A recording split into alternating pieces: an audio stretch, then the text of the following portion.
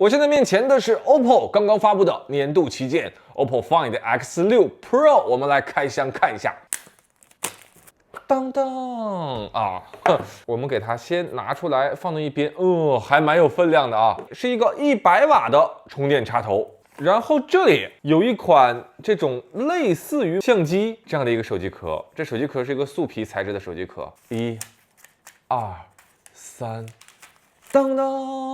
哦，就跟我们刚才看到的那款手机壳，它的设计是有点相似的，对不对？这个下方是一个素皮材质，然后它这个位置采用的是磨砂的银色的玻璃大家觉得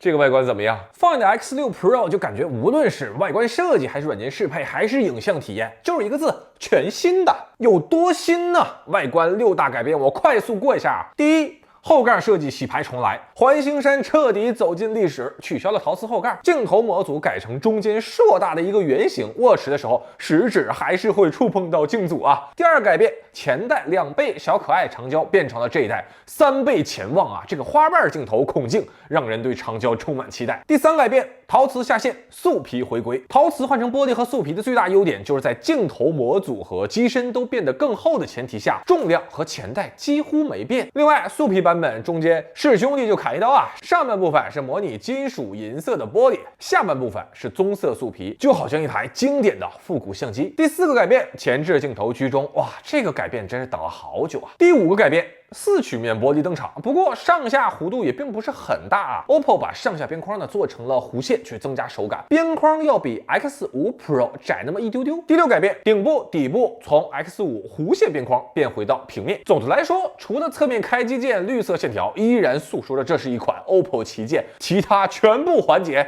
就连 Find X5 Pro 界面都要问一句：大哥你谁呀？这次绿色和素皮2个版本，我觉得绿色的外观更好看，但磨砂玻璃它比较滑啊，对小拇指的压力也比较大，所以我会优先推荐素皮给大家。棕色的虽然不属于年轻时尚的颜色，但是经典啊！从相机到包包，从沙发到各种皮具，棕色绝对是一个耐看的颜色。素皮版有一个独占小设计，就是镜头模组一圈有一点点像相机的对焦环，正下方呢则有一个相机镜头所安装的标记点，打造一款复古相机的质感和手感。应该是 OPPO 设计团队连夜开会之后所确定的思路。芯片骁龙8 Gen 2，最高16GB 内存。之前欧加系旗舰呢，他们都追求轻薄，追求极限稳帧，但是帧率它稳是稳，但是它稳着往下走。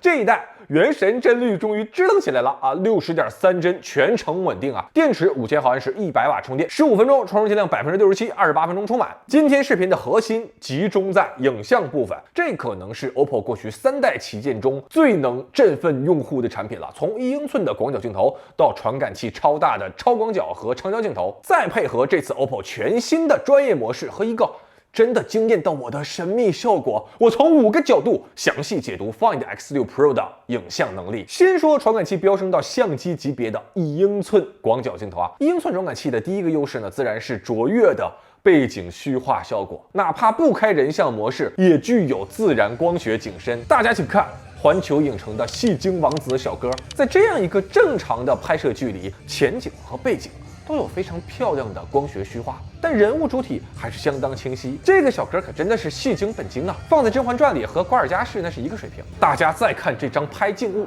同样是直接拍摄，依然是漂亮的背景虚化。除了虚化之外，暗光下的画质也随着1英寸传感器的到来更加纯净。大家看这张，即使没有夜景模式那种按下快门转圈圈转圈圈瞬间拍摄的，对光线和噪点的控制也依然十分出色。视频方面，这个镜头表现呢就属于正常发挥啊，光线充足的话呢，画质细腻，色彩稳定啊。顺便请大家再一次欣赏这个戏精小王子啊。这是我第2天又跑去环球影城又看了一遍巡游啊，不2天连着去看，怎么让人知道我是尊贵的年卡用户呢？哇，我跟大家说，这个巡游体验真的感觉太好了，就是那种投入感很热情。暗光下的视频和前代相比呢，有提升，但好像也就是正常提升吧，这个没有拍照部分震撼感那么强。如果说这颗镜头有什么不足之处，那就是它的焦距还是比较广啊，23毫米等效焦距对于普通用户来说，拍摄难度其实不小啊。大家看，我拍摄同样一盘千层面，同样一个构图，那1倍变焦呢就已经出现了这种视觉的拉伸感。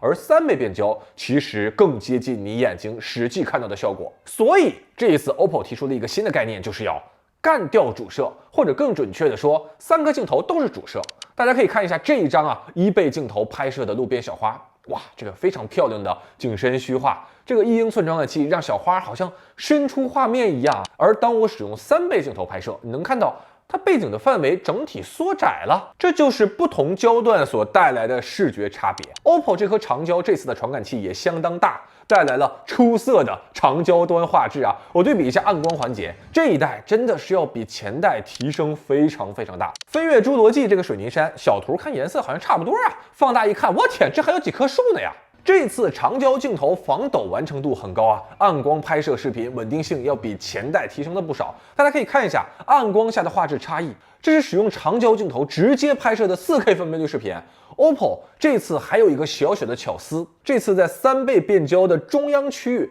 他们通过直接裁切出了一个1200万像素的面积，实现了没有任何牺牲的完整的6倍变焦。6倍严格意义上来说呢，就已经不是大家常用的这种焦段了，144毫米等效焦距。这个焦段核心的价值其实就是望远，距离这么远的情况下，我直接来一个6倍变焦，这个杨玉环小姐姐镜头感特别的好啊，离我这么远还能准确的捕捉到，给我一个回眸一笑百媚生，这谁扛得住啊？6倍镜头暗光画质提升也非常明显，大家看霸天虎过山车的这个画面细节，在6倍镜头之下，那也是相当的清晰。而且好巧不巧，这颗拥有1200万像素的6倍镜头，刚好可以拍摄4K 分辨率的视频。我给大家看一下这种暗光复杂光源下对于光线的控制、画面的细节、防抖的稳定性，暗光下真的可以正常使用了。至于第3颗超广角镜头，因为上一代它也采用了大传感器，所以这一代变化不大，暗光下画质不错啊，但是视频方面呢，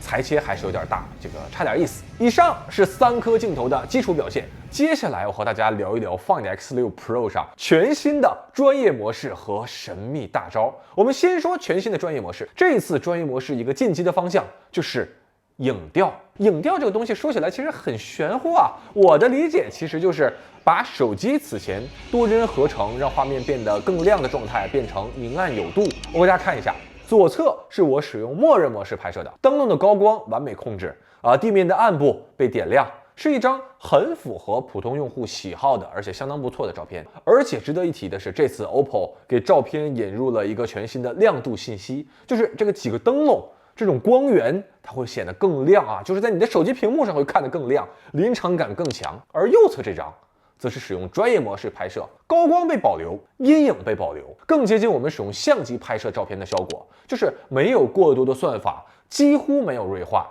所以这一点上，我其实非常喜欢这个专业模式的设定，就你都上1英寸的传感器了，就应该体现出大传感器的价值。这张功夫熊猫里的俏小龙直戳模式依然是在照片上拥有亮度信息，仿佛你人就在现场看着那种真实的光芒。但同样的，也有很多多帧合成所带来的不可避免的锐化。那相比较之下，通过专业模式我们拍摄的同样一个俏小龙，虽然没有那么亮，但是画质细腻纯净，这两个大家更喜欢哪一个呢？这样的对比其实不止在广角镜头啊，这次3倍长焦同样支持专业模式，左侧是默认直出，这个叶子暗部有细节，灯笼高光被压制；右侧专业模式则是在黑暗的环境中，一枚灯笼独自发光。再问一下大家更喜欢哪一种风格呢？这张木桶的对比，我觉得就是一个对影调最好的体现啊，这是通过默认效果拍摄的，而当我把拍照切换到专业模式拍摄同样一个场景，大家看这个光影所带来的这种对比啊，黑暗中穿透的这一束光，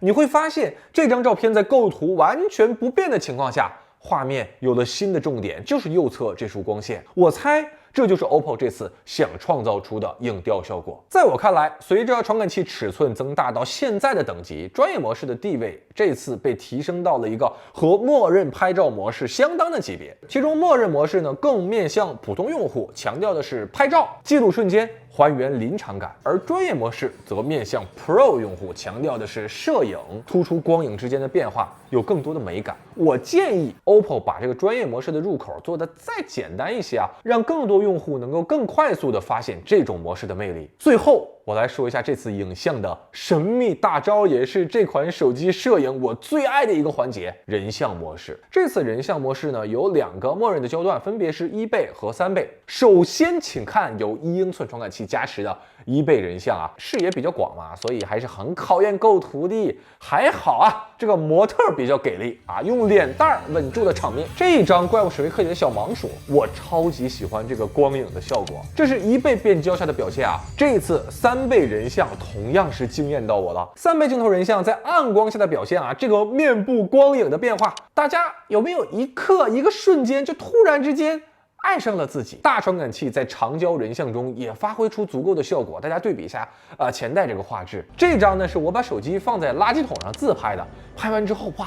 特别满意啊！我还特别感谢了一下这个垃圾桶。那为什么这次人像质感会这么好呢？我带大家还原一下拍摄全过程。比如说，在这个演出现场，我想拍一下这个演员，大家看现在的距离呢稍微有一点点远啊，所以3倍变焦它其实还有一个望远的效果。大家注意看这张，小姐姐举起双手时，我按下快门。3倍人像由于需要大量的算法，所以这个运算时间还挺长的，但是这个瞬间捕捉是没有延迟的。这个时候大家注意，经过了手机的运算，突然这个样张有了相机的质感，你看出来了吗？这种光影，这种色彩的提升，肤质的提升，这个小姐姐的脸部阴影好像被重新塑造了，整个人更加立体。而且最重要的，这张照片的虚化出现了4个层次，就是前排观众虚化的，然后主体小姐姐是清晰的，后排2个老哥演员呢是一般模糊的，而远处的景色则是更加模糊的。这种渐进式的虚化带来了和相机拍摄出照片一样的观感，配合上这次很不错的